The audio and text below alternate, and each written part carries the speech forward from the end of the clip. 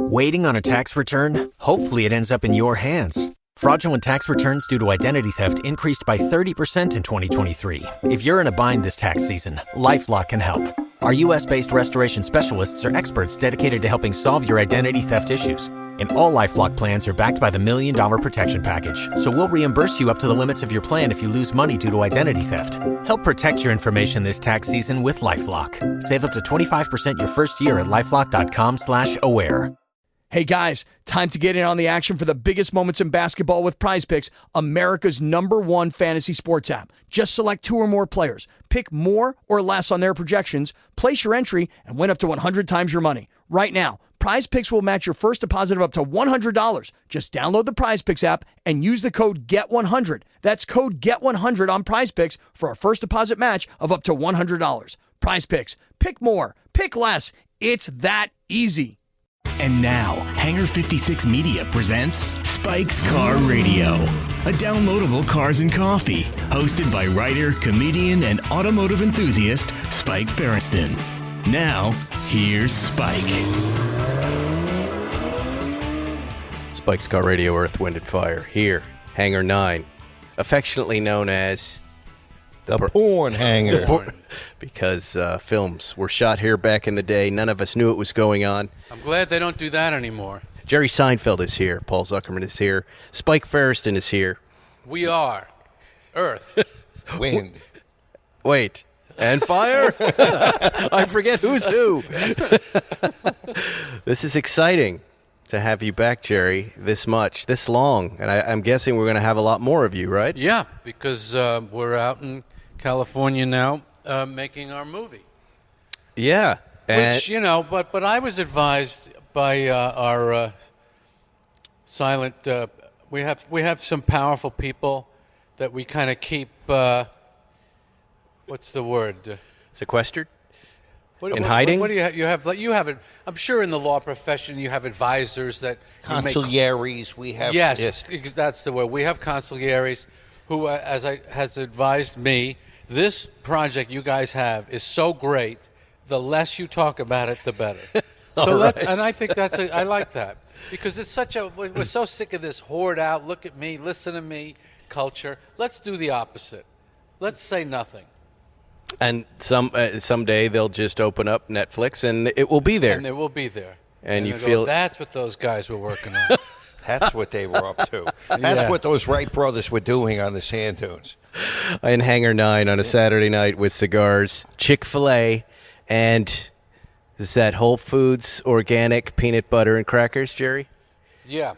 Z, did you know that it was Orville Wright who came up with the checklist? The checklist. Is that what it's called? Yes, right? Yeah, because there were so many things to remember before you take off on a plane. You know, why don't I make a list, and I'll go down my list each time.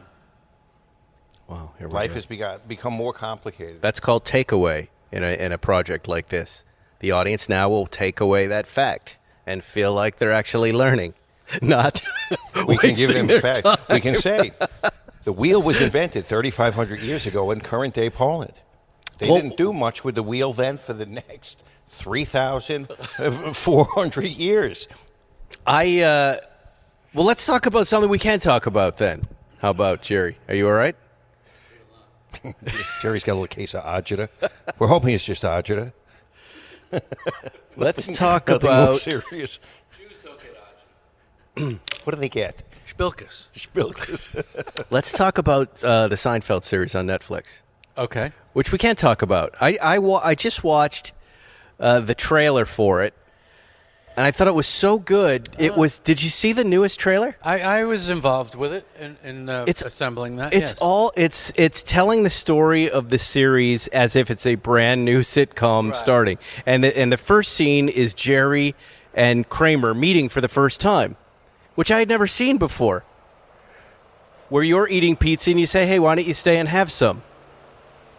I don't remember whose idea it was. It was a flashback scene. Why don't we do when Jerry and Kramer first met? And I thought, well, that's kind of weird, but I'm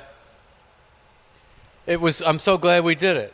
It was a flashback scene within an episode later on in the series. Yes. Right, and now it's being used in this promo, and you can find it on Netflix, or I watched it on YouTube too. It's like you guys are meeting for the very first time, and this whole trailer kind of leaves you a little emotional. Did you intend that to happen? Like you have this emotional feeling for these four characters, Really? something that I've never had for these four characters. I completely reject all this crap about they were mean or they weren't nice people.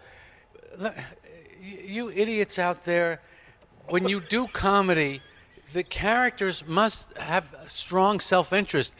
I was saying this to William Shakespeare the other day. We were talking about Midsummer Night's Dreams. I go, these people are so selfish, running around, only interested in their own personal desires. Yes, he said to me, that's comedy. And that's where I learned it.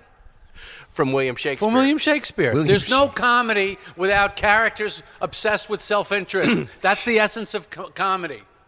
As I watched it, you know where I watched it? In Brentwood at a red light, waiting for the light to change in my Model Y. And I saw shot after shot that I had not seen in the series. Wow. Now, you probably don't know this about me, but I didn't see a lot of Seinfeld before I was hired. Wow. Because there, it's the VCR days. Right. I didn't have a VCR, and I worked till 10 o'clock every Thursday night. Friday was a hard day for us on Letterman. Uh-huh. And I just never saw a lot. And to get hired on your show, I remember buying a little paperback book of your act. You had a paperback book of Sign language. And I said, I'll just read this and get his rhythms and get his jokes and pick up the show when I can get home at 9 o'clock on a Thursday night. So, it's just a long way of saying I don't think I saw the first 4 seasons of the show. Right. And in this trailer, there were so many funny moments that I couldn't tell, is this just stuff that I didn't see, or is the premise here, which I think is really smart, let's take the moments that haven't been celebrated over the last few decades. Yes. Tell me more about that, because it shows. It's a really brave, funny, interesting, smart choice, because it could not work. These moments might not have been celebrated over the years because they might not be the best moments. Do you hear what I'm saying? That was the danger of the trailer. Well, when you have something like this that's been around so long and seen so much, and so many moments have been pulled out and kind of hammered to death, obviously I said we have to find stuff that feels unseen. They called it deep tracks. That's what they call it. Oh, yeah, there it is. Let's find the deep tracks. So what did you do? Did you have them pull it for you? Or Yeah, they pulled it, and I would go through and say this one, not that one. So you would sit in the edit room and... No, we just did it. They would just send me cuts, and I would give them notes, and they did it. They deserved all the credit. It's really smart. I mean, any of this? Do you remember all of these scenes? None of them. Almost none of them. Do you remember what happened to you in high school? No, of It was course 23 not. years Yeah. ago. No, you don't. I don't remember much of it at all. And I don't even remember, I'm not really good at that anyway, who wrote what. wrote it all. That's an opportunity for some writers. They say they wrote it. Yeah. I wrote that. Go ahead, say Go whatever ahead. you want. Doesn't matter. They'll find out who wrote it when they see your writing. When I would read a new little story of the history of Seinfeld in an article, and then I would call Jerry up and I go, did that really happen that way? And he goes, for this one. For that one. Next time I get interviewed, it'll be a different story. But yeah, that's the way it happened that time for this article. Well, Spike, you can. I don't know if this is a car audience, but you can tell them the kind of work that Larry and I would do on these scripts. Right. Yes. Intensive writing. Very much so. Yeah. It's very much how you take care of your cars. You're a perfectionist, and it had to be perfect, and it didn't matter how late we stayed I don't there. consider it perfectionist. I consider it finished. Yes. Finish the job. The turn signal light is not flashing on the dashboard. This car is not done. And the script is the same way. Yeah. There are a lot of Seinfeld fans that do listen to this podcast, so it's not Well, that's nice. it's not just the car folks, and we will get into car stuff. But I don't know. I just had a lot of questions about this series relaunching because it's on track. It's so interesting to me. When I first read Netflix had bought it, I thought, well, how are they going to enliven this series that has been sold in syndication quite a few times? It's responsible for many of the things we're looking at right now in this hangar. But just creatively, how do they resell it to an audience? And I was talking to Marshall McLuhan about this just the other day. He was saying to me, Jerry, the medium is the message. I said, what does that mean exactly? I've heard it so many times, the medium is the message. What that means is, to a kid today, the way you see something is as important as the content itself. Oh, this is art theory. This is art criticism and critique. It's the interaction of the audience with the piece. This is important. How they're experiencing it. Yeah, how they experience it. So this thing is going to be on Netflix. So people, it's been on your local TV station, and it's been wherever. It's been on DVD. But now I'm going to watch it on this platform, and that's a new experience. It's like the roads we travel on. I love when we analyze what makes a great drive. But I'll still stand by my the day, the car, the road, and your mood. Same car, right? How many times you take one of your cars out and get back to the hangar and you just want to say, just sell it, just light it on fire. I'm never going to drive this again. I didn't like it because it wasn't the right road or the right day or didn't fit the mood you were in. And it's the same thing with, this type of content. And it really looks, and then I was like, does this thing look cleaner? Like, did they do anything to the color? Did something to it, yeah. Did they sharpen everything? They cleaned it up. Yeah, they do. You can see it. Really? Yeah, I could see it. I mean, at least on my phone, I went, this looks cleaner than it did when it first aired. Did they? So what did they do? Do you know? No, I don't know. Whatever they call it, remastering. It's stuff. Weird. Well, they up-resed it somehow to like a 4K, but it's pretty neat. I guess the 4K is what's different. Right, but we didn't shoot it in 4K, but yeah, I don't know what that is. I don't know what it is. Yeah, but it does look better. Right. Boy, these guys, they know what they're doing, this Netflix, Jerry. I never worked with people like this, the Netflix people. They have this, you know what Netflix is, Paul? It's like a mile run, and these guys realize we got about a half a lap on the field here, but we better pour it on if we're going to stay in front, because they're doing nothing but reeling us in or trying to. And that's how but that aggressiveness, in business is, it's innate. They took their shot. Who would have thunk? I remember the first time I saw somebody with a DVD in a little envelope, and I said, what in God's name is that?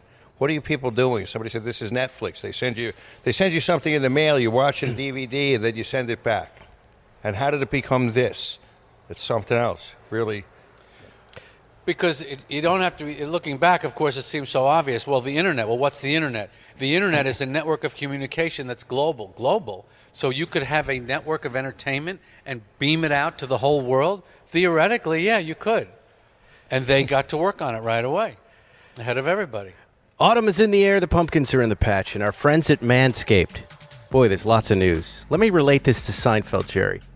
An episode that I believe I wrote, where you had shaved your chest for the first time. Really? Was that yours? Yes, and it was pre-Manscaped, but it was about me and my friends going, are we supposed to do this? Do we not? It was one of those great things, like the wallets, these things, these little etiquettes and male etiquettes that nobody was talking about. And Right. I pitched it to you, and I just said, let's have the conversation. Is it allowed? And now look, there's a company, Manscaped. Wow. I dare say we are the founders of Manscaped. And I remember how the premise was I was shaving down my neck and got carried away. Yes. That was you got carried away, yeah. and then you shaved. Guess who that happened to? You're You? talking to him. Right. Right. I have at times shaved my eyebrows off, once famously before a Today Show appearance. I just went, and I went, ah! Well, you were using a razor for your eyebrows? You were trying to get the middle thing?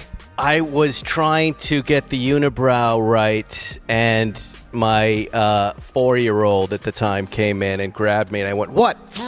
Like that. It was a fast vert. Do you know what this muscle is called here, Paul? I have no idea. The globula. What a great word. Yeah. Let me finish this ad. Anyways, Manscaped, thank you for giving Jerry the 4.0. Do you have it? I right? do. I have you the have 4.0. it. He's very excited about it. And for the aforementioned reasons, you guys can have it too. It's time to bundle up with Manscaped Performance Package 4.0. Inside this package, you're going to find the Lawnmower 4.0 that all three of us, you have one too, right? I have one, yes. Have you used it yet, Zuckerman? No. No? The I weed like whacker. to have things in the drawer for a while before I use them. Right. Weed whacker, ear and nose trimmer. I need a second one. I use mine so much. And as you know, listeners, I use it on my dog's penis. Crop Preserver Ball Deodorant, Crop Reviver Toner, Performance Boxer Briefs, and a travel bag. You get all of it. First off, the new Performance Package 4 includes all of those things. And you got to trim up because it's fall, is what they're saying. Here's what you do. Go to manscaped.com. You're going to get 20% off free shipping with the code SPIKE20. SPIKE20. That code doesn't work. Send me a DM because a few times that code has changed. But try SPIKE20. You're going to get 20% off free shipping at manscaped.com. And their slogan is make your balls a priority this fall. Choose Manscaped. No, seriously, is that the slogan? Your balls will thank you. Make your balls a priority? TM. Trademarked. So don't try and take it.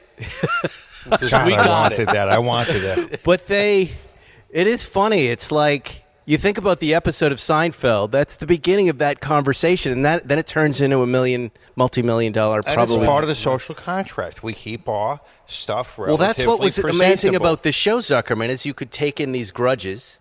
Before we started, we were discussing some grudges that would probably end up an episode. Just this morning, we were talking about the captain's hat with respect to the Death. man to death. Right? Don't you Right. think that's an episode we would have done? That For sure, yeah. this theory that was started, I think, with the three of us as we were. No, it was yours. It was all But we yours. kept. I kept noticing old men walking around in various cities wearing captain's hats, and I said, I think this is the stage before you die. And then Jerry, what did you say? It was. It's the last lingering grasp of what it's like to be in control of something. It's a captain is obviously in control of the ship, so I'll wear the hat. Right. I'm the captain. To remind myself that there was a time that people listened or cared about what I thought. Yes, and subconsciously the dying man puts it on to prepare himself for the voyage into the Right, great for the beyond. Final voyage across the river. And then I realized my dad, before he died, had a captain's hat 1 month before he died. Wow. He grew a death beard. That's about a week before you die. They should have it at the concession stand at the hospice. Captain's hats. You walk in to visit your almost departed, and you bring him a captain's hat. I have and something you comforting. Say, bon voyage. Comforting for your journey. My mom works at hospice. Anchors away. Should I suggest this to her? Just go down to the concession shop there and grab yourself a captain's hat and lay down, and everything's going to be fine. Nobody needs to say anything else. No goodbyes, just the captain's hat. Andy Yeah. Robin also noticed. Andy was a writer on Seinfeld, and he and I were working on some project with a director who died a month after we delivered the show. And you laugh. No, but he was very grumpy on the set, and Andy, who later became a doctor, is a doctor now in the Navy. He said this is he really believes it was a clinical diagnosis of death grumpiness, that the body somehow knew it was dying, and the brain didn't know it was dying, and it creates a grumpy situation for the guy. Zuckerman, what would you like your last words to be, or last mood? What kind of mood would you like to be in right before you go? Happy, cranky? Well, I think I have to tell someone to fuck off right before I go. There's got to be somebody that I want just my parting words to leave them with misery You know what? and no retort. Go fuck yourself. Just go fuck yourself. I'm dying. Go fuck yourself. Just leave. That's what you want? Yes, because you finally win an argument conclusively. You have the last word. You die. Yes, literally the last word. Yeah. You don't want your family holding your hand around the bed? On. A kumbaya moment. I went. What, can I be there? I would like to be there for I'd this. like to be there. Look, He came in alone. He wants to go out alone. you die in your own arms. Now is a good time, Zuckerman, to tell us, in case you go first.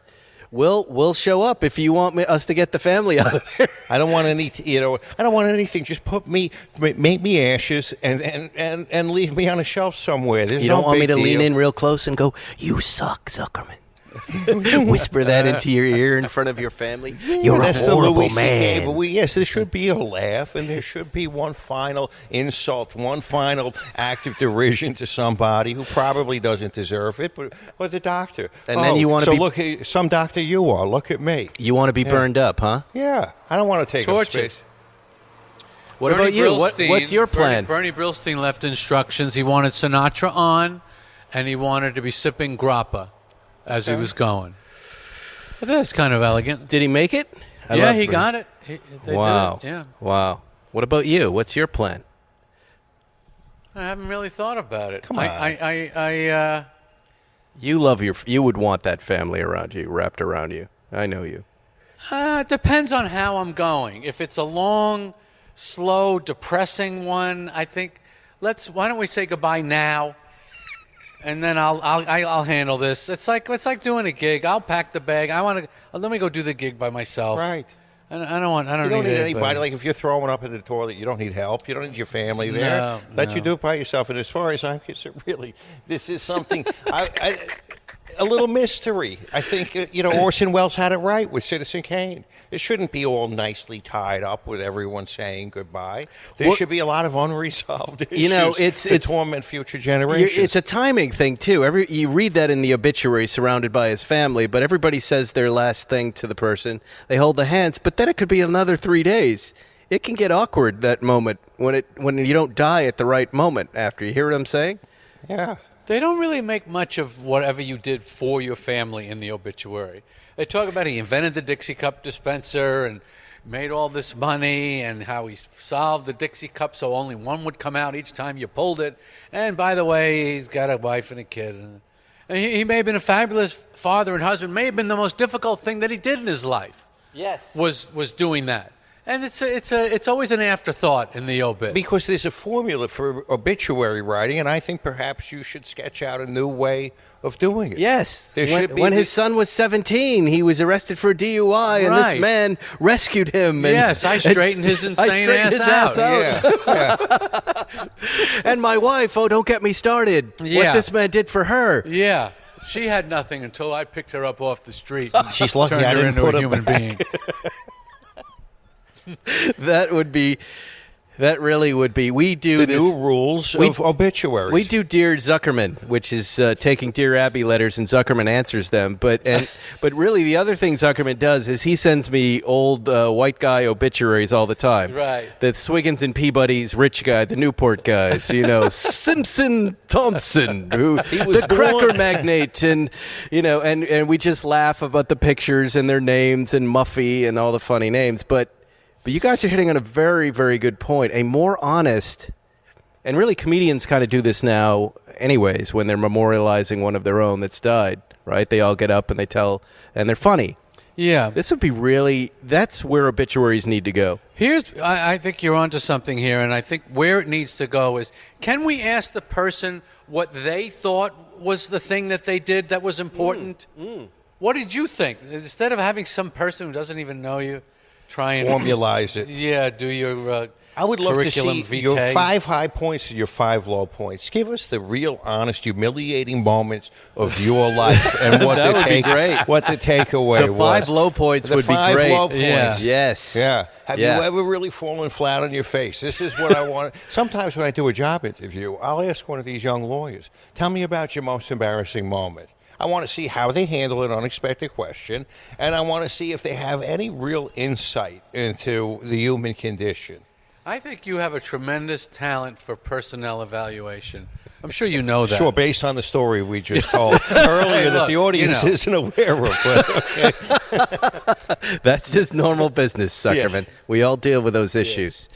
There's no perfect, but Hey, let's talk about... That's a good question to ask a person. We have a lot of show to get to. That was just a little warm-up for you guys. How about that? We got questions.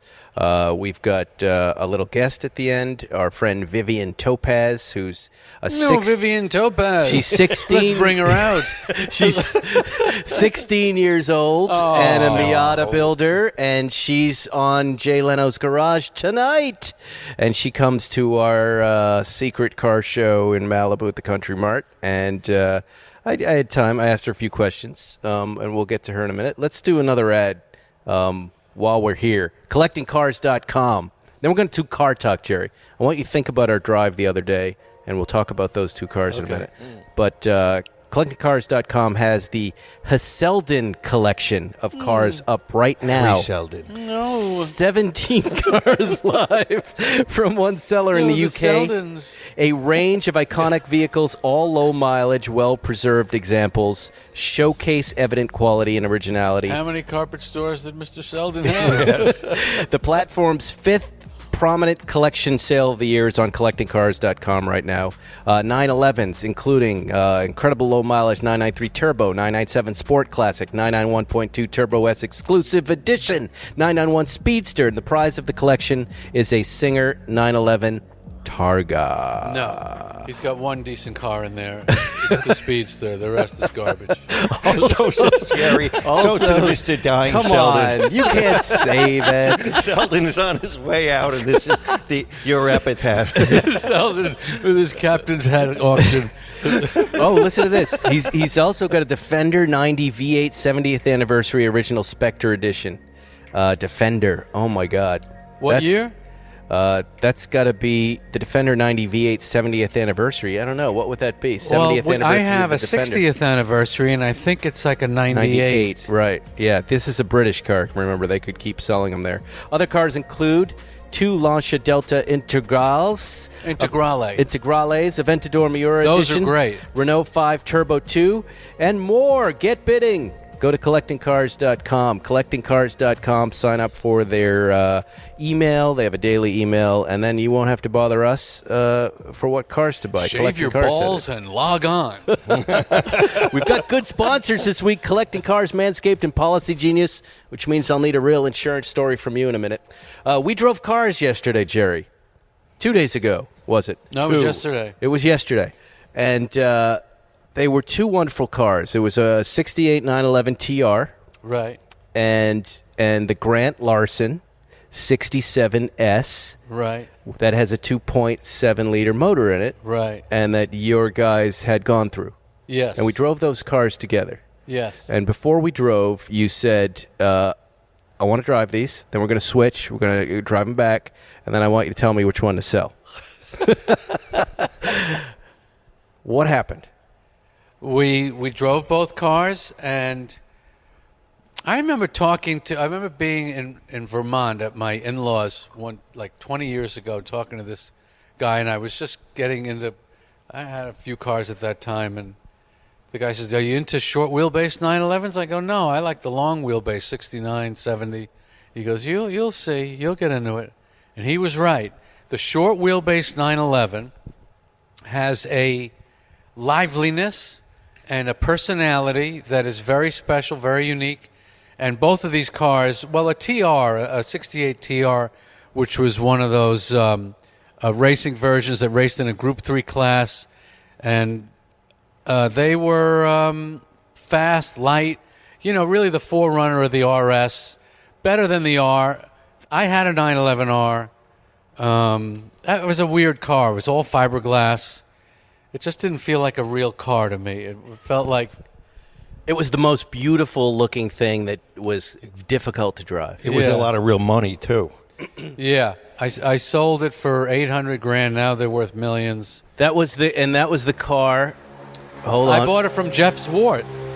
But wasn't that the car originally Burt Olander sold? Oh, lent to Steve McQueen for a day. Yes. And Steve said, "Take this thing away from me. I'm just going to get more tickets." Yeah. He picked it up on a Friday and he dropped it back off on a Monday. Yeah. And there was a picture of him with the car that I Really? had. Did that get sold with the car? I don't know what happened to that picture. Wow. That's He was amazing. making the Reavers Yeah. in the late 60s. But why, when we started the drive, why did you want to sell one of those cars? They are both. Because we know how it ends. Because it's just a fun thing to talk about. They're I both, just thought we would be able to pick a clear winner is what I thought. I thought for sure the Grant Larson 67S would go after that drive. Well, And that car is a driver. It's got an original interior, but the body panels have been replaced. The engine's been replaced. The clock it's got hundreds of thousands of miles, but that's why it's the brilliant 911 because it's still a great car. That's being used and abused for so many years. When we got onto the 10 and I opened it up and I felt that extra power, I was like, "Oh my God, this thing is amazing!" Yeah, it's amazing, and it's balanced, and your guys did it right. It has the lightest clutch, and it had light steering. Mm-hmm. The clutch, depressing the clutch, felt like it was about 1.5 inches, which was odd, but we hit about halfway to Bill's. There was a complete stop, right?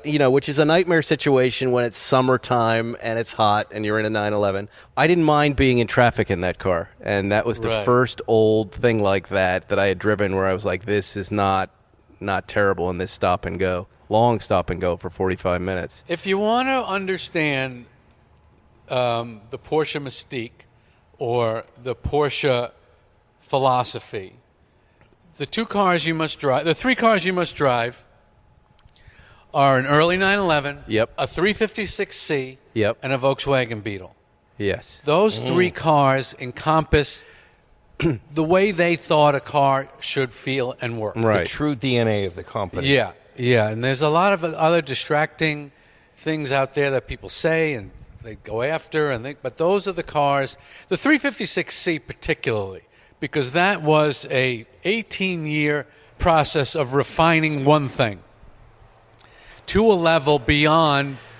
Most cars never get to that point because they're replaced after a few years. Even in the old days, nothing would last more than 7-8 years before a total clean sheet of paper. But they just kept on and kept on and kept on, maybe because it was too expensive to develop a whole new model. But I think 356Cs are really the essence of the Porsche company. If you want to feel, what are these guys about? If that's the question you want answered, drive that car. What about, you just let me drive this 62 Beetle. Yeah, I have a 62 VW Beetle here that I just bought. 22,000 original miles in turquoise, which is kind of a turquoise green.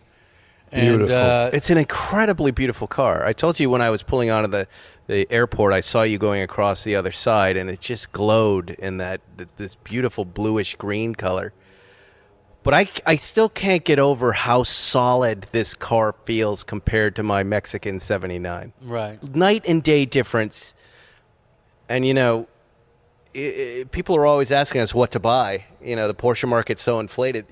In a second, I want one of those now. Right. I would buy that car right now or something like it because it just delivers everything that I love about vintage cars.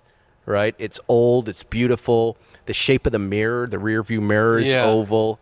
Everything about it. It was such a joy taking it on that little spin. But the utter usability, if you appreciate, like a Swiss Army knife, just a simple little thing done right.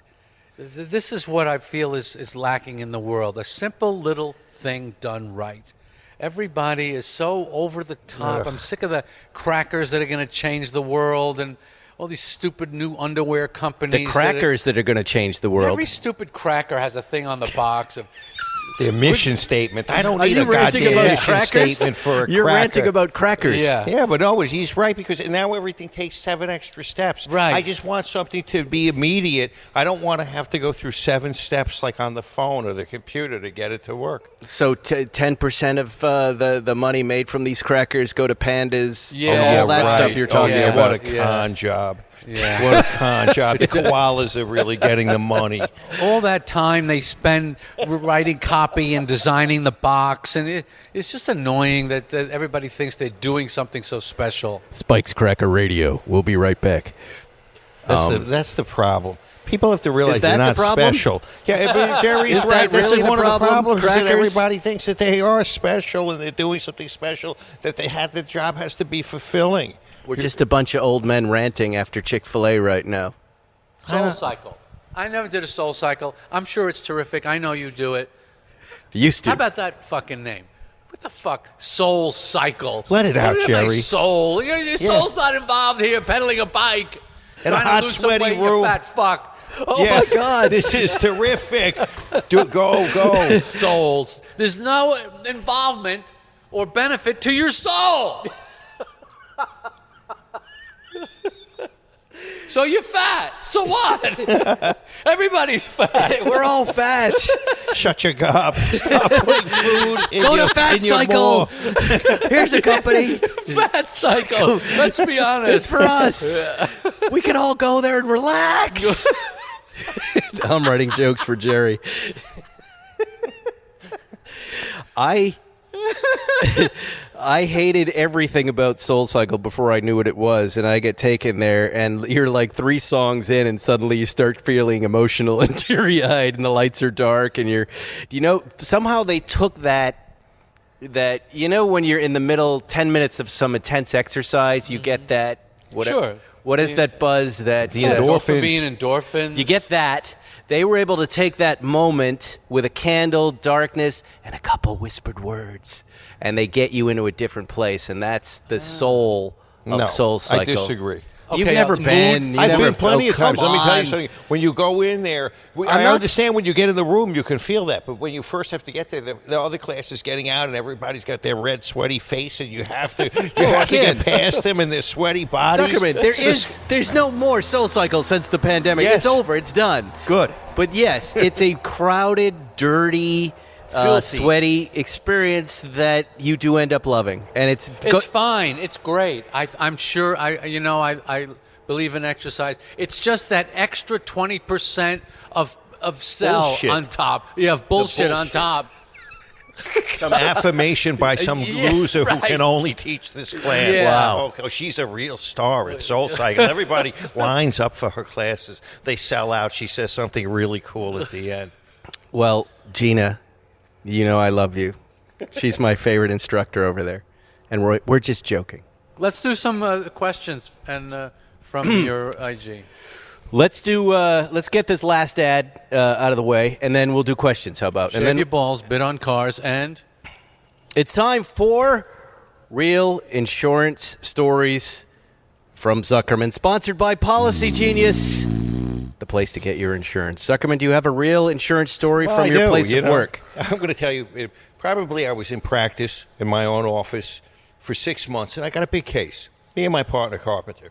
And this big case required us to go meet some lawyers in San Francisco. Wow. I'd never traveled on a plane for business before. Wow. This was a big deal. I got my shoes shined. I went down to Samovar Luggage. I got a new briefcase with my 3... Samovar? Yeah, with my 3 initials. I must have looked like a clown, but I was ready for business, ready for action to fly up to San Francisco with Carpenter. And we go to this office and we have these meetings. And we make some plans and some strategy about what we're going to do with this case. It had to do with Adwala. Adwala at that time had the juice that had E. coli that got kids sick. But then these 2 young putsy lawyers. We finish in San Francisco, and we have time for our flight, so we have a little meal.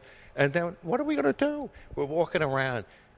There's a massage parlor over there. I just had a feeling it was going to go in this direction. Yes, of course. Of course, you know me. This is an insurance story. Yeah, I'm telling you so. But this is part of my world. So my partner says, hey, should we get a massage? I go, why not? We got 2 hours to kill.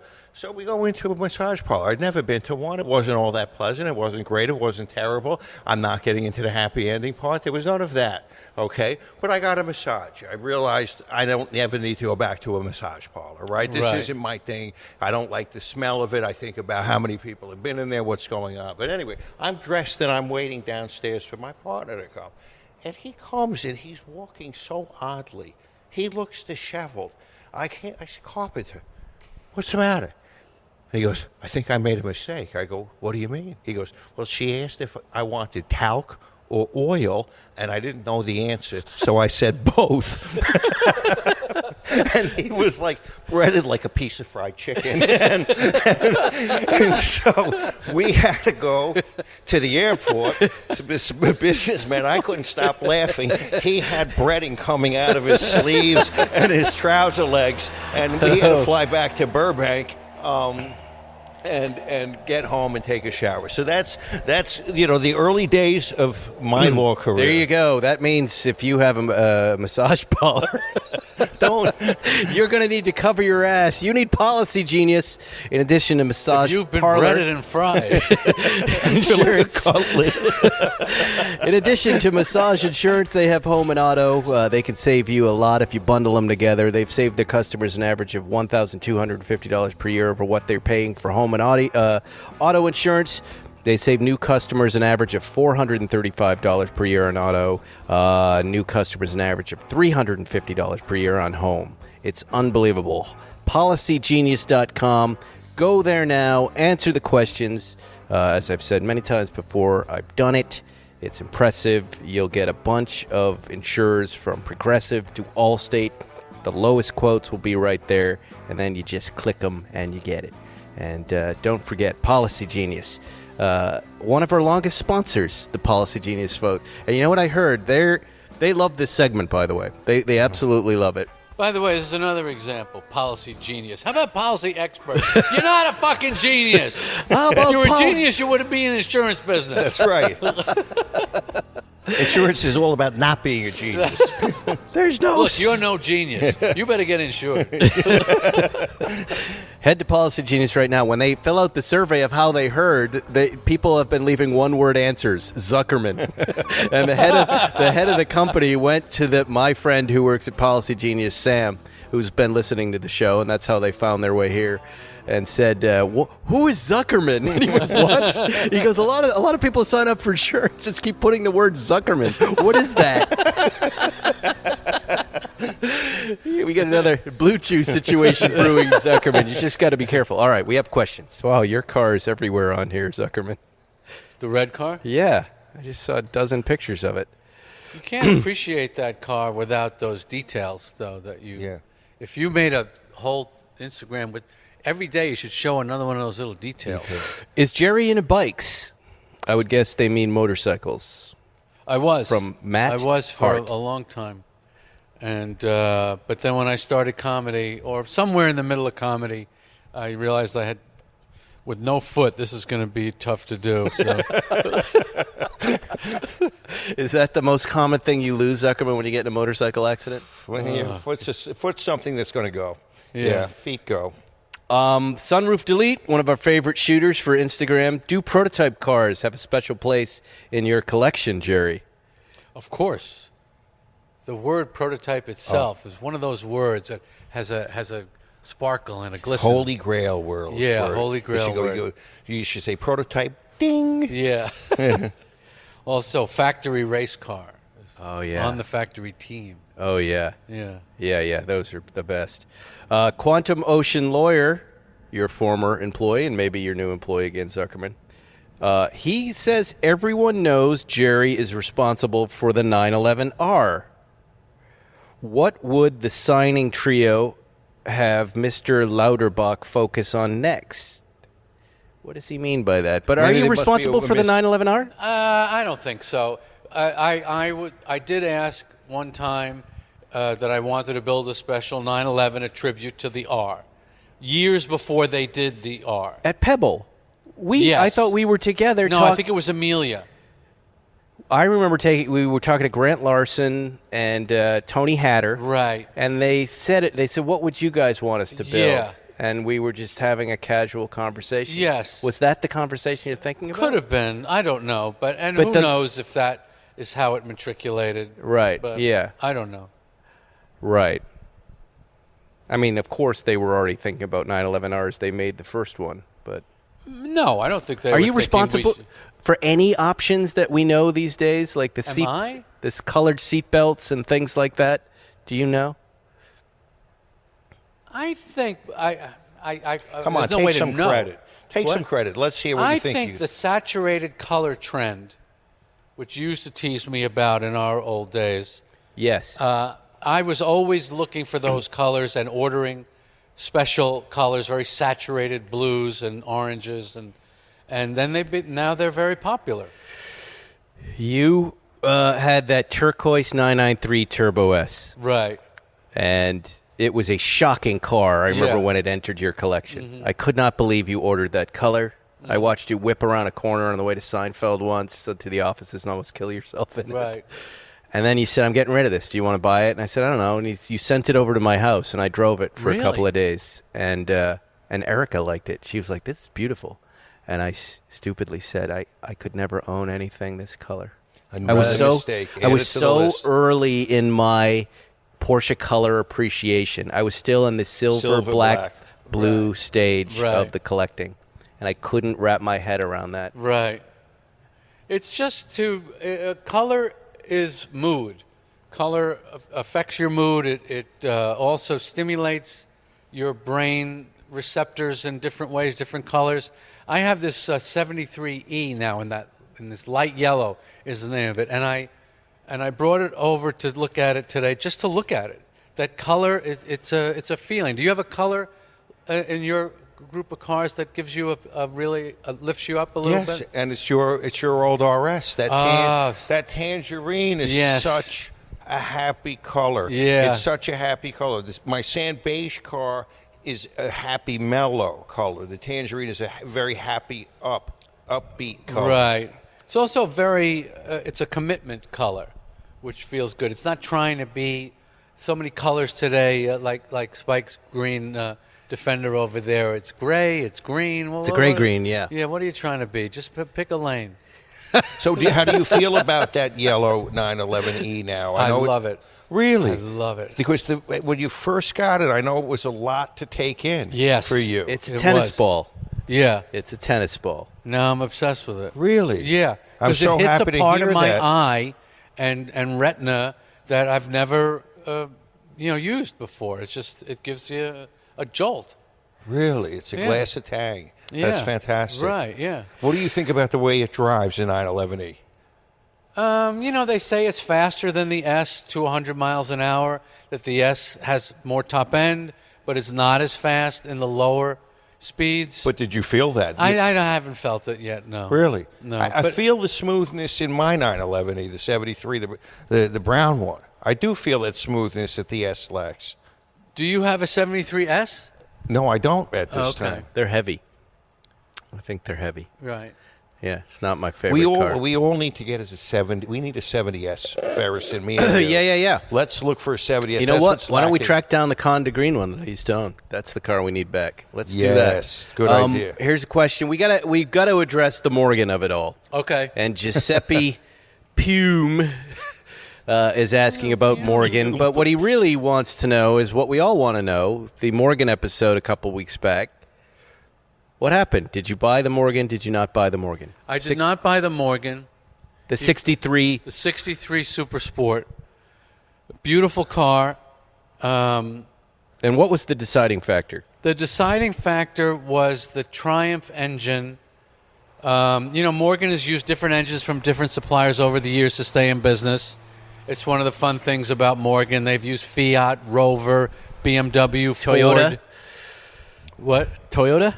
No, they've never had a Toyota engine. So they're Ford, BMW, those late model ones. Yeah, those are early, actually. Well, I don't know if they the started 2015? Those are BMWs. Or Fords also.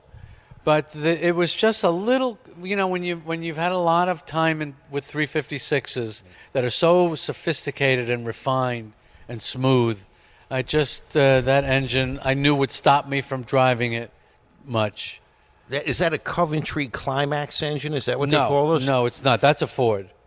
That's a Ford early tuning arm. He's talking AMG type thing. Blacksmith technology. Yeah. It's a word that was used. I liked the car. It was fun. It was really but just fun. to clarify, you are and already own one Morgan. I do. I have a Morgan. I'm a Morgan guy. I will always be to the day I die. And that is, again, a 2018 50th anniversary +8. And that car is driving right now, or is it getting federalized? It's in the States. It's just being smogified, and I'm going to have it in a couple weeks. Wow. Okay. In British Racing Green with black interior and a BMW normally aspirated 4.3-liter V8.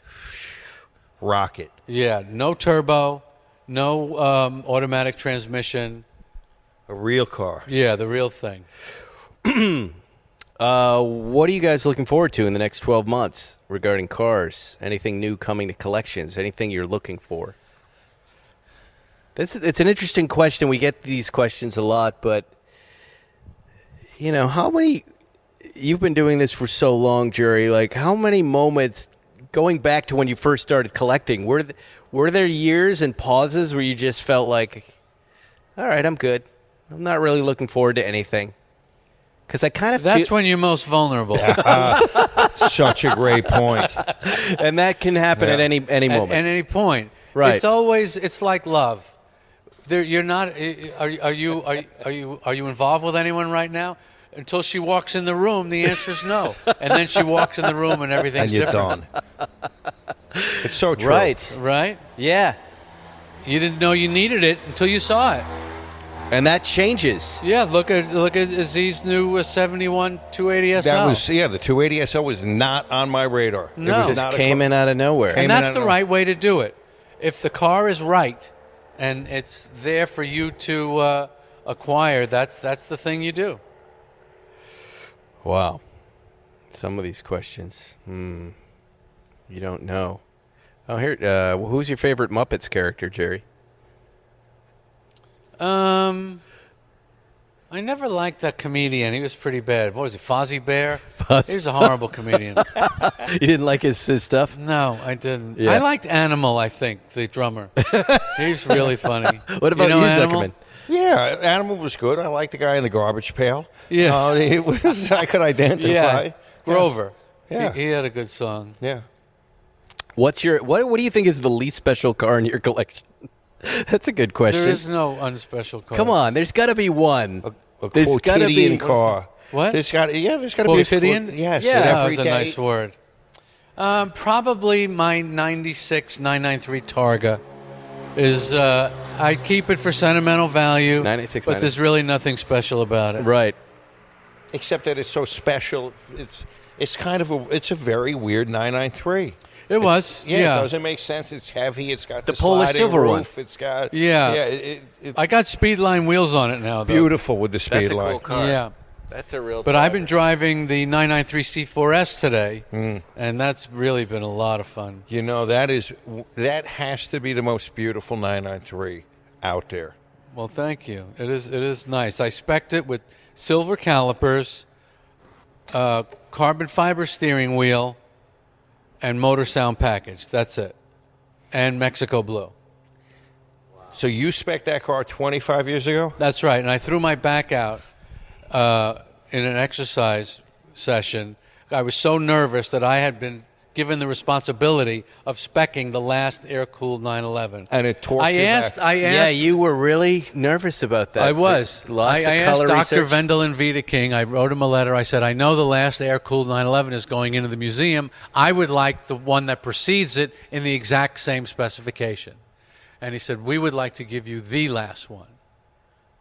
Wow. Look that- at that. And how did you arrive at Mexico Blue? Don at Oral and Don's. I asked him, what's your favorite 911 color? kidding. And he He's said Mexico responsible. Blue. Really? Yeah. Wow. Yeah. Does he know that? Probably not. He knows that now. Yeah. Well, he listens to the show. And Rudy. Whenever somebody's mentioning the show, someone taps him on the shoulder and they goes, hey, they were talking to you, Soul Cycle owner. They were talking about your business. How shitty Jerry it is. Seinfeld? That's such a Mexico Blue That's is so amazing. beautiful on that car. Yeah. Don is such a great guy. I mean, Great guy. It's Orland Don's, Porsche North Hollywood. They were fixing our cars because they were close to the lot, right? CBS Radford lot. Yeah. That's how you found Very responsible for getting me down the road of Porsche obsession. it. Was such a, and we could cruise on over there at lunch Yeah, and talk cars, and boy, that place was so convenient. Yeah. And they do great work too. Those of you that have used Oral and Don's over the years, drop a comment. I don't think they're on Instagram. Not the rude man.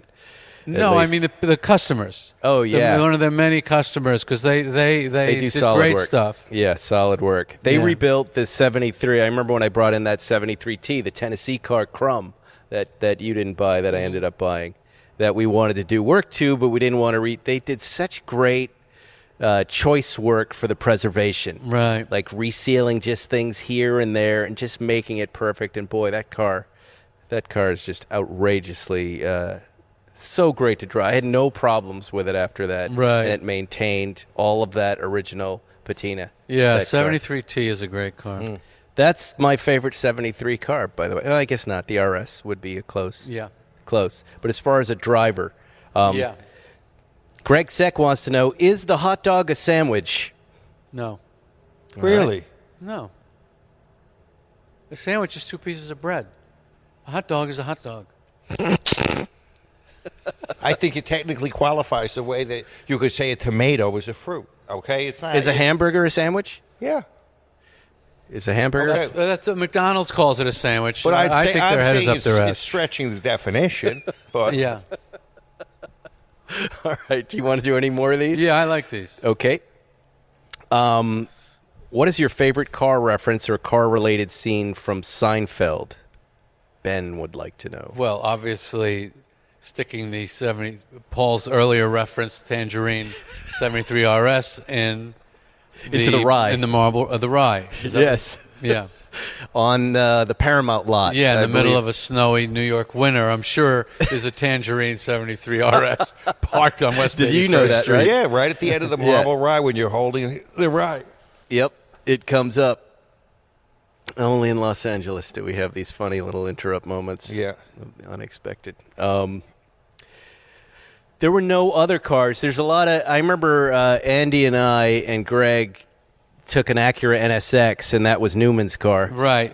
That was a cool car moment. That was taking liberties, though. I mean, a mailman could not afford that car. There was a that's sob true, moment yeah. or two, right? But The Saab, Brad Garrett as the Saab Mm-hmm. repair guy was great. I don't recall you being overly car choosy in those years. No. Yeah. Well, no, I picked the Saab. Yeah. I think I had a BMW at one point, and then I went to the Saab. That was really... I mean, in what season does your car collecting start? I got there... What's collecting? How many? Well, I showed up in season 7, and you immediately zeroed in on my horrible 74 and said, right car, wrong example, and told me to buy another one. Do you remember that on my first day? Like, you're my boss, and you said, buy another car, and I was so confused by the directive. Is he serious? I go, no, he just likes car. I know, but he said buy. And then you had those 2 matching mice and blue speedsters Right. at some point. And then the RS, the Tangerine RS was another one. Yep. That's the beginning of this, right? And then Yes. you had the Tangerine RS is what twerked my brain, and I realized there was gold in these older cars that people... I didn't even think about people. I just thought, oh, my God, there are experiences in these older cars that are incredible. And that's when I started buying everything 15 years before everybody realized it. Right. The Hemmings. And it was all Hemmings? It was and Hemmings, yeah. Sam Cabiglio? Cabilio. Cabilio. I've been saying that, Chief, for 30 years. And I saw an ad for a 59 Carrera GT Speedster, $325,000, 8,000 original miles, original paint, original car, 4-cam engine in pieces, but complete. And Sam went there and put all the pieces into a box, spent an entire day. And then we sent the box to Germany, and Dieter Verster, who built the 4-cams in the 50s and was still there, put it together for me. And they Wow. sent it back. We put the engine in. I still have that car. Can you imagine? And that's really the best speedster Yeah. around. I mean, an original paint GT 59. When is the last time you drove that? Last summer, I had it in Long Island last summer. Yeah. We I took drove the it. Tangerine. He said, come on. It was lunch. Let's go for a ride in this car. We took the Tangerine 73 up Laurel Canyon and then on to the 101 on the on-ramp, and you zoomed up the on-ramp. Can you believe how fast this is? Yeah. And I said, yeah, wow, it's really fast. But in my head, I was going, what does he want with these old cars? Because I'm like at the beginning of this thing. Like, Right. all I could think about was a new Porsche, not old ones. Right. Right. And I thought it was slow. And, you know, I just totally didn't get it at that point. But that's the car, huh? That's another one of these That is It a was the special car. taproot car. Taproot. That was Yes, the a first tap- time Double tap. Paul, I was coming triple home tap from it away. A triple tap route. Yeah, for the The tap I route was is coming home from the show, which was in the valley, and I would drive over Cold Water and get to Sunset. And that was the first time, and I would get to Sunset, and I went left to go home. And I was in that car, and I went right. I went, I don't want to go home. right. And that was the first time I ever did that with Zuckerman, a car. you can never sell this car. It stays. I'm never said it Stays here. The day Jerry wants it back, it goes full circle. Really? Well, that day has arrived. Well, that day is today. Someday I will ask you for a favor, and that day is today. Today is today. I remember when we did that line together. That was funny. Wow, this is good.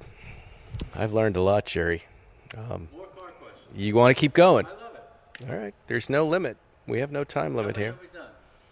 We've done an hour. Take a look. We're an hour and a minute. We still have a little interview we have to get through from our friend Vivian. Vivian, let's bring her out right now. Making fun of a 16-year-old. What's the car? It's all fun. She's an amazing builder and a welder. She's an amazing. She'll probably be there tomorrow. She's really impressive member of our He's car already community. got the name. That's like a brand.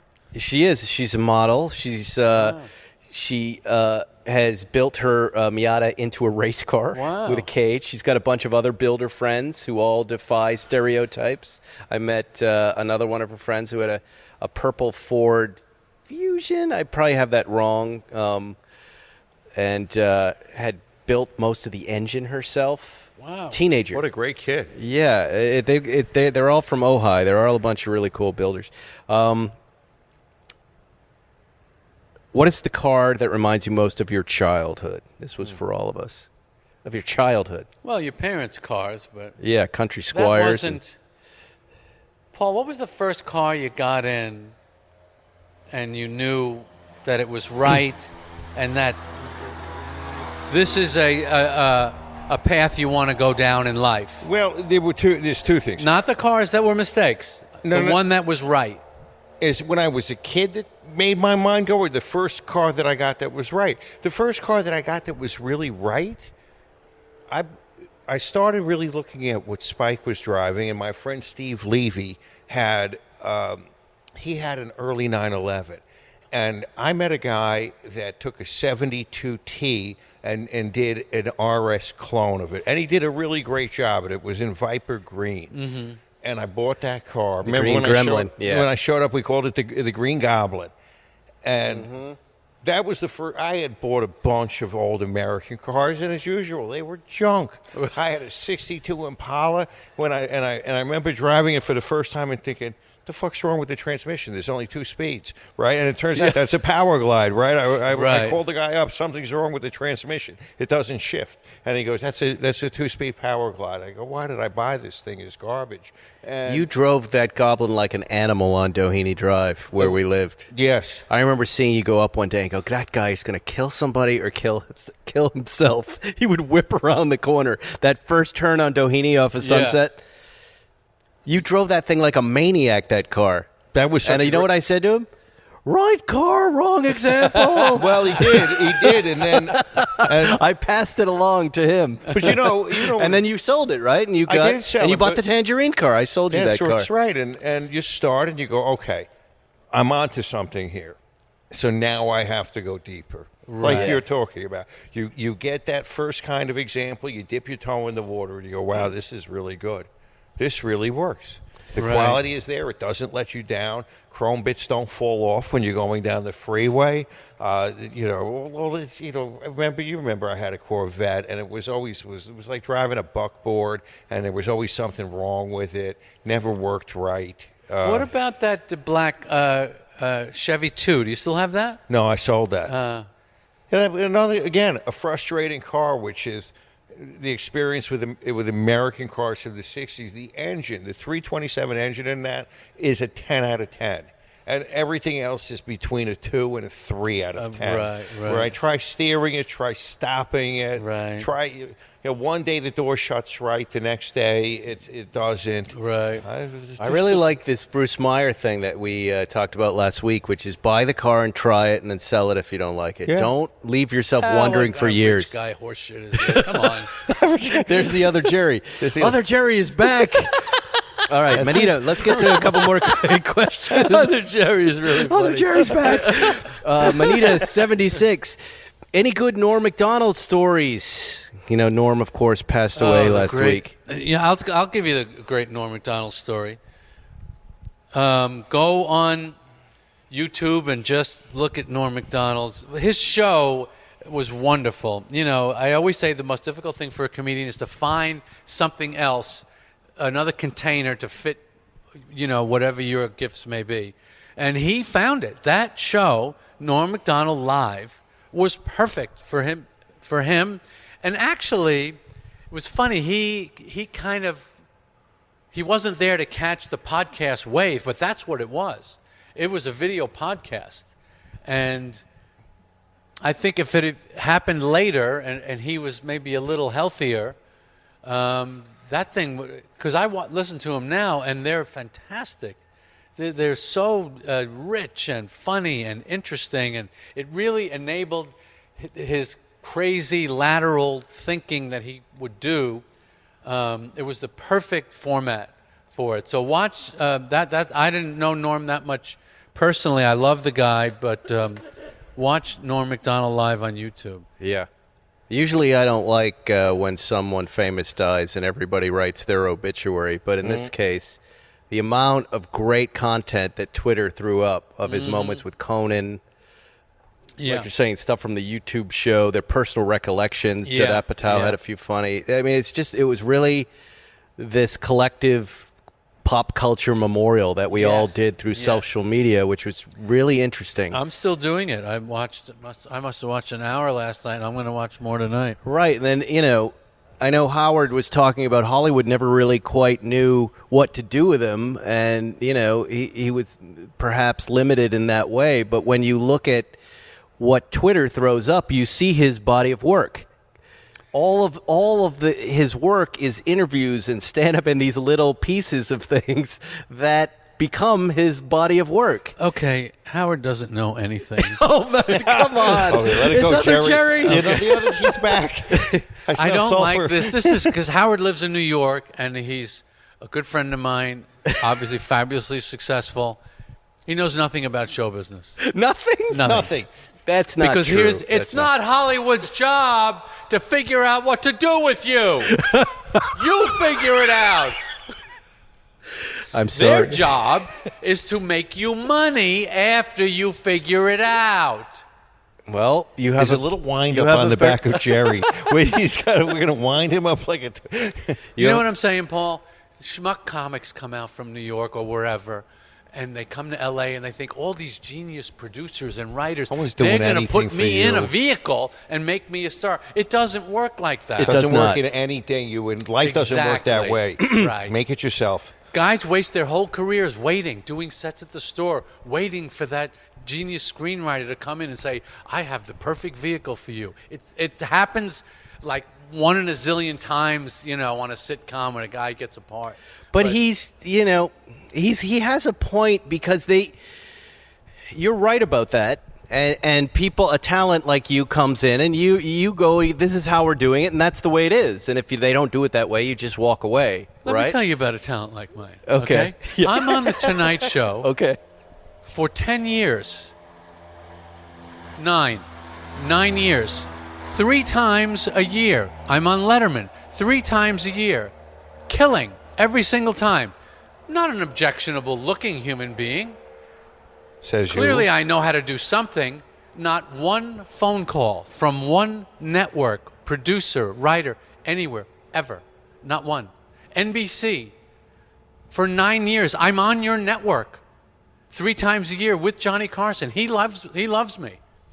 No one ever says, hey, maybe we could build a show with this guy. Never. They never. And you're right in their house. Right in the house. Right in the house. And it's George Shapiro. It was George Shapiro your writing manager. a letter to Brandon Tartikoff, call me a crazy guy. It was a one-sentence letter. Call me a crazy guy. You know this story, Paul? No. He wrote, this is in Greatest Letters of the 20th Century, this book. Call me a crazy guy. I have a feeling someday Jerry Seinfeld is going to be doing a series on NBC. If you would like to discuss it, please call me at your leisure. This is Brandon Tartikoff. Brandon Tartikoff. George and then they Shapiro. called George, and I said, you know what, why don't you come in and we'll have a talk, let's have a chat about it. And that's how the show started. And there's how the show starts. Yeah. But did they say in that meeting, that first meeting, well, why don't you have a girlfriend? Why don't you have a situation in this No. situation comedy? No. They gave you know complete... what they said? I'll tell you what they said. What would you like to do? So even then, They didn't know what they to had do with nothing. you. I always say, you'd never go into a pizza place where they don't know what dough is. You'd never go to a shoemaker where they don't know what a hammer or a nail is. Leather. You walk into NBC, Paramount, Universal, they have no idea how to do what they do. I hope people are listening So then to this. back to Norm. Then Hollywood didn't know what to do with him. Shut up. So you were saying Norm didn't know what to do with Norm. It's always, as Paul can tell you, it is on the person. This is life. Everything's on you.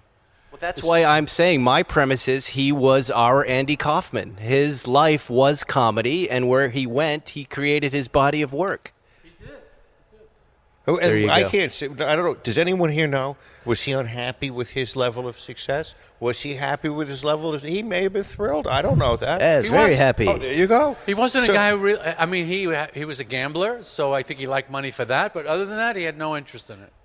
I brought him in to do a late night show. I am part of Right. that Hollywood that sat him down, I think even before Jimmy Kimmel was on the air, and said, you can be the Norm. You can. Right. There's Jay, there's Dave. You can be Norm on ABC. Right, yeah. Well, what's the premise, though? I go, well, the premise is you sit behind the desk and you tell jokes and you interview. Well, is it about sports? I don't know. There's no sports. I don't like it. This is like turn on Jay's show tonight. Yeah, but then what do we do after we ask the questions? And he couldn't. And I don't think he was fucking with me. I think he really couldn't wrap his head around the idea that every time he opens his mouth, we all lean in. That Right. he's could have been the greatest of the great late night talk show hosts. I really believe that. The way he could take a small story and turn it into 5 minutes of laughs, the way he could tell jokes, the impressions, that he would have been the best of the best in late night. I don't agree, but You don't agree with the premise that he didn't that he could have been the You greatest, can see him spooling up, or that just he waiting didn't for me to or that he finish, didn't so understand. you can lay that on me, just like that. I can see. Go ahead. Walk down the alley and bang. I don't agree. Anyways, redirect to Paul. look up if you really want to look up Norm Macdonald live Brokeback Mountain. Okay. He talks about what am I doing going to see this movie, and why it's so, and it's very dirty. It's dirtier than I could even say on a podcast, and it's so hilarious. So the essence of why he was so unbelievably funny and talented. He had that because in that format he had the freedom. Right. To be filthy and Okay. That's the greatness not of gonna Norm work. when he's going that way. Right. But he could also do a straight stand-up bit as well as anybody. Right.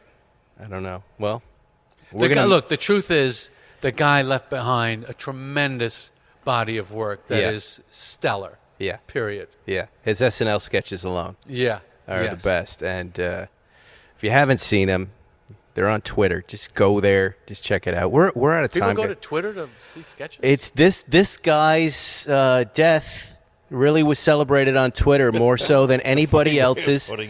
Usually for a minute, maybe half a day, you'll see somebody's clips go up. This has been nonstop. Yeah, comedy nonstop. people, and I have to be honest, I didn't know Norm that well. I had professional interactions with him. But I was sad that day. I was really emotional about it. And I was telling you, it was just like not having him in the world just felt awful. That's his comedy really did. I really was a fan of his comedy in a very big way. And I don't like thinking that it's not there anymore. Well, maybe I'm twisted, and I'm sure I am. But my first thought was, thank God we had Norm. And that he was here, and he did all this great stuff, and we can still watch it. There you go. It's time to bring out Vivian Topaz. Vivian Vance. Vivian, as I mentioned earlier in the show, is a teenage car builder from Ojai.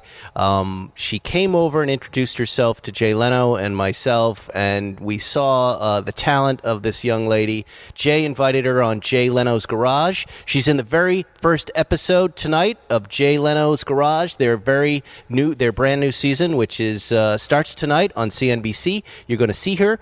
I caught up with her last week at the Malibu Cars and Coffee and said hello. Vivian, good to see you again. Good to see you too. Welcome back to the Malibu Kitchen Cars and Coffee, the non-existent car show here in Malibu. Not a car How did you hear about it, by the way? That's a good question. A friend of mine had been coming to it. Oh, yeah. Word of mouth, you know. And where are you from? Where do you live? I live in Ojai. In Ojai. So Yeah. you drove all the way down here today to say hello. Always. And it was about a year ago that we met you. You came up to say hello to Jay Leno and I, and you had this modded out Mazda Miata that you had bought when you were 15 years old. Yep. And done an impressive amount of work to it. Thank you. Give us the top line the work that you've done on it as a 15-year-old girl. So it's currently fully gutted and fully caged with monoflex racing coils by Tyne. It's got minor engine modifications like coolant, like reroute systems and better coolant reservoir from Mishimoto. And just a couple cosmetic mods here and there. Got a pretty funny paint job on it. And I'm on some wider wheels. They're reps off of Facebook Marketplace because I'm budget building. But they give me better grip in the canyons. So that's what you did. You were talking like that, and then Jay said, I'm putting you on Jay Leno's Garage. I'm putting you on the TV show. And he goes, hey, Spike, you know what you're going to do? You're gonna put her on your podcast. And I said, all right, I'll put her on the podcast when she's on your show. And that episode of the show is coming up, right? It's coming up. It's on actually today. You will be able to see it on CNBC. Tell everybody what you did. You I mean, a pretty big deal, first of all, meeting Jay Leno. Yeah, that was crazy. He invites you on the show. What did you guys shoot? What's the segment? So he met me in my favorite canyon road, which I'm going to keep the name private because I don't want it to get burnt out like some of the other Malibu canyons. And he brought his crew down and we parked and talked about our cars. He asked me some questions and then we went for a drive.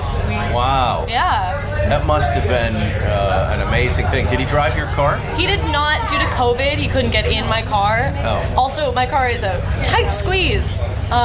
Most people can't get into it these days. Are you saying Jay Leno was too big I'm not to get into the car? No. What are you I'm talking not about? saying that. You know he's going to be here any minute. Oh no. Well, he told me when he loves having young builders on, and some of them show up here.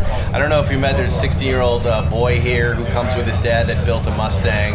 There's of course you with your car.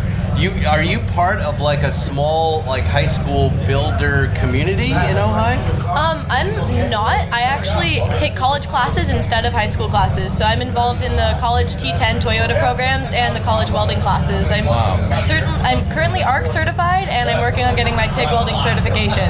And where is this going? This is all at Ventura College, and I'm doing it honestly just for fun and for a part-time job while I get my college degree. Wow. Amazing, Vivian. Amazing. Thank you. I can't believe you just break apart every stereotype about the car community. And you wouldn't know this, but when you go up to these Pebble Beach events and these old man events, they go, we got to figure out a way to get the youth involved. Well, I think they're already involved. Yeah. Here's Vivian. Yeah. 17 now? Yep, 17 now. And I run a local car page, 805 Miatas, and we have cruises and meets and things like that. I've had over 60 people at some of those cruises out in Ojai, and it's an amazing group of people. They're all really welcoming. There you go. And you can follow Vivian on Instagram and watch her tonight on Jay Leno's Garage. Good to see you again, Vivian. Good to see you too, Spike. And that was Vivian Topaz. Isn't she charming? Lovely. Lovely girl. One last comment before we go? One last comment. And just to prove my point of Rabbi Hollywood Seinfeld didn't know what to do with it. We're still on this. Yeah. Okay. This podcast that we just did, yes, without question, one of the greatest episodes in the history of podcasting. And the man who created and owns this show will get not one call, Not one text from one person saying, hey, you three guys are kind of gold. I was thinking maybe we could do something with this. No, he won't get that call. What do we have time to do, the three of us? You're making nothing, movies. but still, you should get the call. I'm helping you. If there was such a thing as a Hollywood. Yeah, you're right. Someone would be saying, we need to lay cameras on this. Right. We need this. This is bigger. This should be bigger than it is. I don't disagree with you. I can make some money off of this. That's a good business head, show business head. Well, I can make some money off of these three schmucks. We are lucky to have this crew, Johnny Lieberman, Matt Farah, the Spikes Car Radio team, and, of course, the king of cars and comedy, Jerry Seinfeld, who comes here and with his cigar. Shares his many personalities and his cars and his rants. I'm going to go to the counting room after and his rants about crackers and Howard Stern and Soul Cycle and all the other comedy we've covered tonight. That's it, you guys. There's a big fat show for you. Stop complaining that they're under an hour. That's a big long one. Thank you to our sponsors, CollectingCars.com, Policy Genius, and Manscaped. And don't forget to watch Vivian on Jay Leno's Garage. Their new season starts tonight. Of course, our friend Jay Leno, too. Good night, everybody. Thanks for listening to Spike's Car Radio, brought to you by Hangar 56. Listen to new episodes every Wednesday, and be sure to subscribe on Apple Podcasts, Spotify, or wherever you get your favorite podcasts.